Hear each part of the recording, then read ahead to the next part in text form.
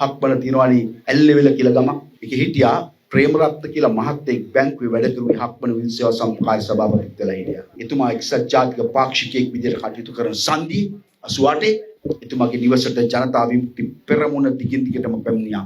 මරණීය තර්ජනය ලැබුවා. බැංකු ප්‍රේමී සංගවිලා හිටියේ මේ නිවසට ගියපු ජනතා විමුක්ති පෙරමුණේ මිනිමරුවෝ. අවස්ථා 3ක් බැංකු ප්‍රේමී නැති නිසා සිව්වන අවස්ථාවේ ඒ ගෙදරට ගියපු වෙලාවේ දරුපටව් දෙන්නයි බිරිඳයි සිටියේ රෑ බිරිඳ ගැබ්බරු මව මාස 7යි කුසට ඇය විශ්වාස කරුවේ නැහැ මේ ඇයිගේ ඉරණම් ගමන ඉදා විසඳනවා. ජනතා විමුක්ති පෙරමුණේ වර්තමාන ආණ්ඩුවේ මහත්තුරු අර පුංචි දරුපටව් දෙන්න ඉදිරියේ ඒ කාන්තාව නිවසේ සාලේ බිම හාන්සි කරුවා. තික පිහියක් කැපෙන ආයුධයක් අරගෙන වෙලිදී බලන් දුක නැහැ. එකවරට මැරෙනවා. පණ පිටින් කැපෙන පිහියක් අරගෙන අර ගැබ්දරු මවගේ කුස බැලුවා. පණ පිටින්. ඇයගේ කුස තුල තිබුණු ඒ කලලය එළියට අරගෙන සිරුර මත තියලා ජනතා විමුක්ති පෙරමුණේ එදා දේශප්‍රේමීන්යයි හංවඩු ගහගත්ත දේශද්‍රෝහියෝ රැළ ඒ කාන්තාව ඒ නිවසේ ගේ මැද සාලේ තනි කරලා දාලා ගියා.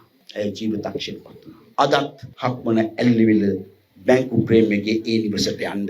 බැංකු ප්‍රේමී තමුන්ගේ ආදරණීය බිරිඳ එදා ජනතා විමුක්ති පෙරමුණේ මිනිස්සු විසින් දේශද්‍රෝහීන් විදිහට හංගඩු ගහලා ධනහිසෙන් උඩට උස්සලා වල දාන්න දුන්නේ නැති නිසා එමනේ කරේ ගෙනියන්න දුන්නේ නැහැ මිනිහ. ධනහිසෙන් පහළට ද්‍රෝහීන් විදිහට හංගඩු ගහලා මැරුවේ. ඇයට ගරු කිරීමක් විදිහට තමුන්ගේ නිවසේ ගෙයි මැද සාලේ සුහුන් කැබ හදලා තමුන්ගේ ආදරණීය බිරිඳත් දරුවා මාස 7 කුස තුල හිටි කලලයක් එහි විඳන් කෙරුවා. අද යන්න පුළුවන් ඇල්ලෙවිල බැංකු ප්‍රේමගේ නිවසට කියලා බලන්න.